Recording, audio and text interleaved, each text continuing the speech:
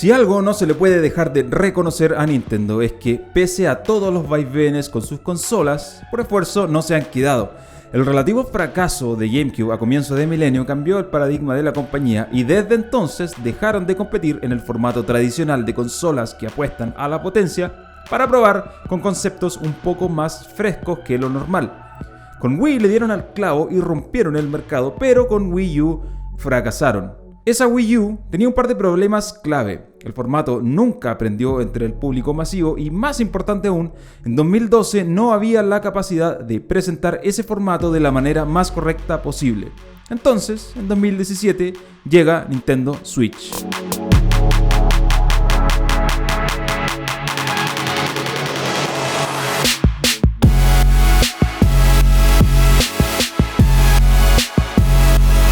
La Nintendo Switch es la definición más precisa de consola híbrida que hay hasta ahora. Como portátil es un poco más grande que lo que ha sido la Nintendo 3DS, pero como sobremesa es mucho más pequeña que una PS4 o una Xbox One. En cuanto al diseño físico, Nintendo hizo bien su trabajo, excepto en la construcción del dock, que se siente de menor calidad que el resto de las partes de la consola. La función principal del dock es básicamente darle una base, una salida HDMI y un poco más de potencia eléctrica para subir la resolución de ciertos juegos en el televisor. Pero lo importante está en la función principal que le da sentido a la consola en su definición de aparato híbrido. Y esa función no es otra que pasar del modo portátil al modo televisor sin pausas, sin reiniciar y sin interrumpir la sesión de juego. En su interior, la Switch corre con un procesador Tegra X1 modificado según las peticiones de Nintendo.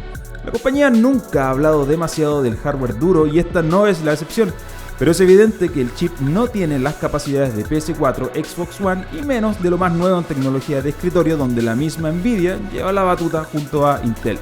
De todas maneras, aquella falta de potencia no es un punto demasiado relevante porque el enfoque aquí es diferente, y eso no significa que los juegos se vean mal. Por el contrario, Zelda Breath of the Wild tiene un apartado visual espectacular y los problemas de rendimiento y framerate parecen más una cuestión de optimización antes que falta de potencia, y más todavía cuando ese mismo Zelda es un juego diseñado inicialmente para Wii U. El salto desde la pantalla de la Wii U o la 3DS a la pantalla de la Switch es súper evidente. Este panel soporta resoluciones de hasta 720p, los colores se ven súper brillantes, la imagen se ve súper nítida e incluso jugando en condiciones de harto sol no es mayormente un problema, aunque no se recomienda tampoco hacerlo tan frecuente.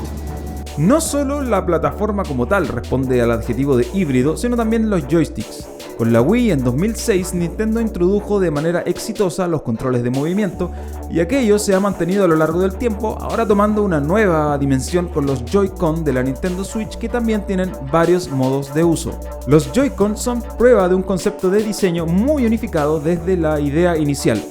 Hay algunos detalles que pueden cuestionarse un poco sobre los mismos controles, pero esos detalles responden a costumbres de uso antes que otra cosa. Por ejemplo, un recorrido muy corto de los sticks o que sean muy pequeños en general.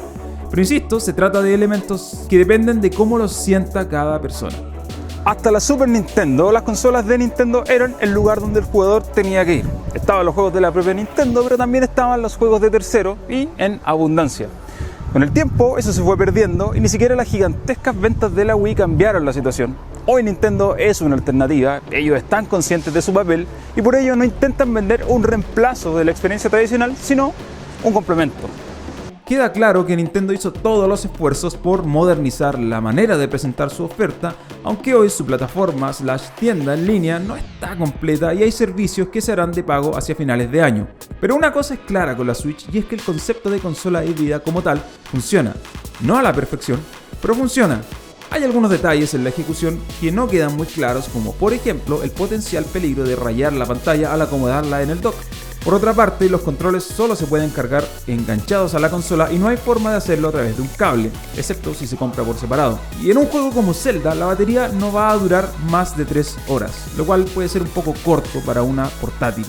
Ese tipo de detalles definen parte de lo que es la Nintendo Switch en estos momentos, marzo de 2017, una plataforma con mucho potencial, pero también con muchas cosas que probar. La Nintendo Switch cuesta $300 y para los fans de Nintendo no hay doble lectura. La quieren tener, la necesitan y si pueden la compran ahora, sin chistar. Pero para el resto de los mortales parece difícil justificar ahora el gasto porque más allá de que el concepto híbrido funciona muy bien, el valor de una consola está en el mediano o largo plazo. Si se habla de Nintendo y si se habla de hardware, aquello no se puede asegurar a ciegas.